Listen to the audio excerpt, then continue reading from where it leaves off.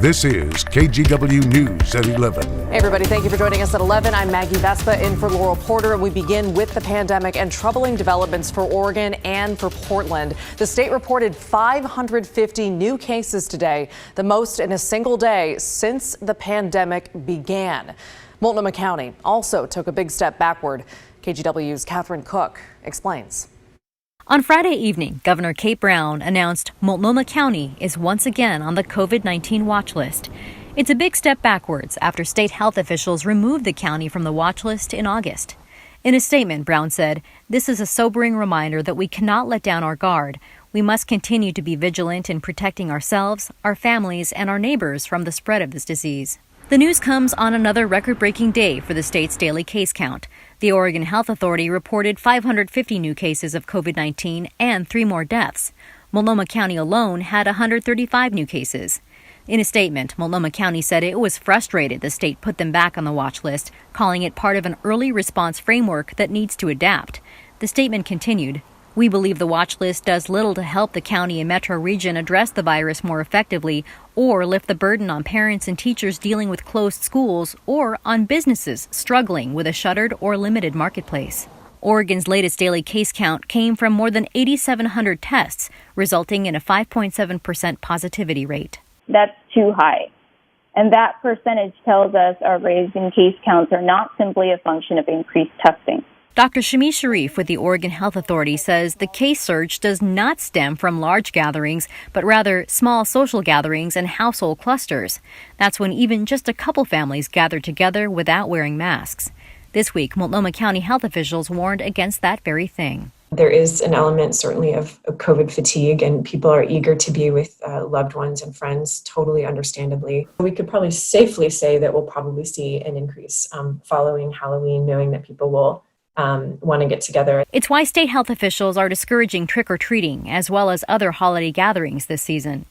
Under current models, they say Oregon's hospitals could reach capacity by mid-December if nothing changes.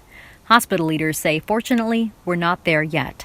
Hospitalizations have increased over the last week or two, not significantly yet. We're watching those numbers really closely. As of right now, we're in no danger of running out of hospital beds, but that is a really key metric that we keep our eye on. Bottom line, state health officials say it's on all of us to protect ourselves and each other.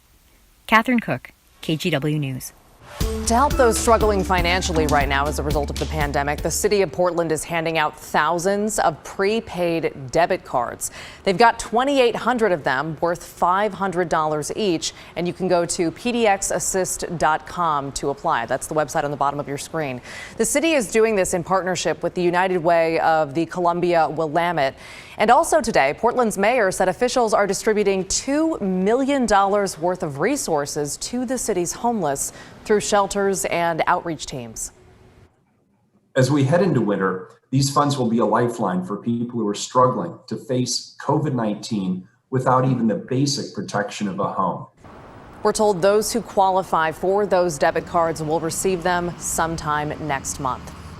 For hospitals in rural areas, the pandemic hasn't just been a health concern, but also a financial one. They're a big part of the economy in small-town Oregon. And you might remember back in the spring, the hospitals struggled as elective surgeries came to a halt. They were able to apply for help from the CARES Act for COVID expenses. Under the original rules, hospitals had to show they used the federal money for expenses either directly tied to the pandemic or for lost revenue from surgeries. But over the last several months, the government has a couple times changed the way hospitals could figure out how much they lost. And that means they may have to pay some of that money back, in some cases, more than they thought. But some of that money, most of it is subject to having to be returned because HHS just recently in the last, I want to say 3 or 4 weeks, changed the way they were going to define lost revenue.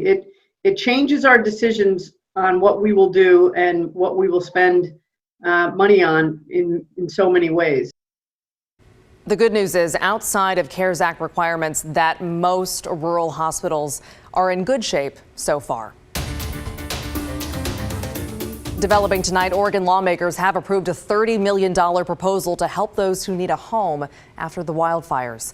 The idea, called Project Turnkey, would turn hotels into shelter space in wildfire-affected areas. However, it didn't come without some drama tonight. Oregon Public Broadcasting reports the original proposal called for $65 million, but two prominent state Democrats sided with Republicans to block the additional funding during a contentious hearing tonight. The extra money would have been used on shelters beyond wildfire-related reasons, such as people affected by the pandemic. The funds that were approved are part of a broader $390 million wildfire recovery plan. On the vaccine development front, clinical trials resumed for both AstraZeneca and Johnson & Johnson. AstraZeneca's trials were put on hold last month after a participant developed a spinal cord injury. Johnson & Johnson's trial was paused over an unspecified injury in a study volunteer. The drug makers joined Moderna and Pfizer in late-stage vaccine trials in the U.S. Those companies hope to submit emergency use applications in the second half of November. Oregon officials believe an 11-month-old boy who went missing with his parents may be at risk. Dennis Johnson went missing from Portland on October 20th, along with his parents, Kayla Burke and Joseph Johnson.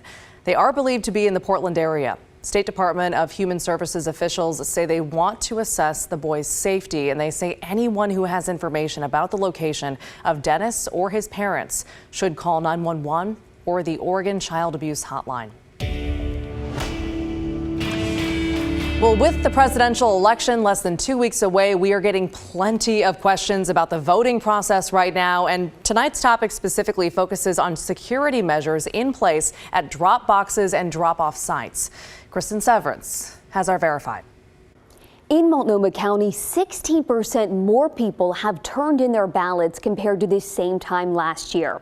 Now, Director of Multnomah County Elections, Tim Scott, told me every day has really felt like Election Day. And with so many more people and the national conversation surrounding mail-in voting and voting in general, we set out to verify, are elections officials upping security measures this year, and if so, how? Scott said yes, they are. Multnomah County has hired private security guards to provide extra security at the main elections office in Southeast Portland and at all 30 official ballot drop sites. He said the private guards are not armed. And it's not because of any security threats or incidents that have happened, but he said people have expressed concerns, so they did it as a precautionary measure. Multnomah County Sheriff's deputies will also be stationed at the Multnomah County Elections Building in Portland starting 7 days before the election. What is the purpose of the guards, the security people? To give us eyes and ears on the ground, to make sure that we're aware if there's any issues that come up. They're just a presence. Without going into too many details, they let us know if there's something wrong. There have been 0 incidents in Multnomah County. Scott said they are anticipating things to stay that way, but we can verify that yes, Multnomah County has upped security and hired private security guards to monitor all 30 drop-off sites and the elections building. Do you have something you want us to verify? Let us know. Email us at verify@kgw.com. All right, Kristen, thank you so much. And hey, we want to hear from you. Also, do you have any voting issues or concerns? If so, get in touch with us by texting that number, 503-226-5088. As for voting deadlines, here are a couple of dates to keep in mind. In Oregon, if you're mailing back your ballot, do so by October 27th. That's this coming Tuesday, and that'll ensure it arrives on time. And on Election Day, November 3rd, you could drop off ballots until 8 p.m. In Washington, if you want to register to vote and you're planning to do it online or by mail, October 26th is that deadline. You can also register on Election Day and vote in person. Again, just do that by 8 p.m. and drop off ballots also due in Washington by 8 p.m.